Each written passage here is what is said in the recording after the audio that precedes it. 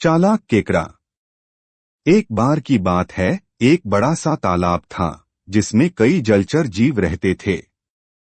उसी तालाब में एक बूढ़ा बगुला भी रहता था। अब वह बूढ़ा हो गया था और शिकार करने में असमर्थ था। भूख से तड़पते हुए उसने एक चाल चली। बगुले ने उदास चेहरा बनाकर तालाब के किनारे खड़ा होना शुरू कर दिया। जब मछलियां, मेंढक और अन्य जीवों ने उसे उदास देखा तो एक केकड़े ने उससे पूछा, बगुला चाचा, आप इतने दुखी क्यों हैं?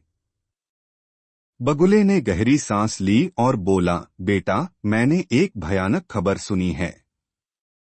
इस तालाब का पानी जल्द ही सूख जाएगा और फिर हम सब मारे जाएंगे। यह सुनकर सभी जलचर डर गए। केकड़े ने पूछा, इससे बचने का कोई उपाय है? बगुला बोला, पास में एक बड़ा तालाब है। मैं तुम सबको अपनी पीठ पर बिठाकर वहां ले जा सकता हूं। यह सुनकर सभी खुश हो गए और बगुले की बातों पर भरोसा कर लिया। हर दिन बगुला एक एक करके मछलियों और मेंढकों को ले जाने लगा, लेकिन वास्तव में वह उन्हें दूर ले जाकर खा जाता। कुछ दिनों बाद केकड़े ने भी बगुले से उसे नए तालाब तक पहुंचाने की विनती की।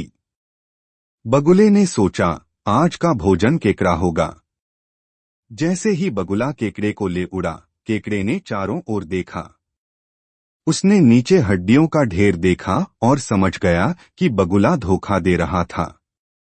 चालाक केकड़े ने तुरंत अपनी तेज पकड़ से बगुले की गर्दन जकड़ ली और कहा, मुझे तुरंत वापस ले चलो, नहीं तो मैं तुम्हारी गर्दन काट दूंगा। बगुला डर गया और केकड़े को वापस तालाब पर ले आया।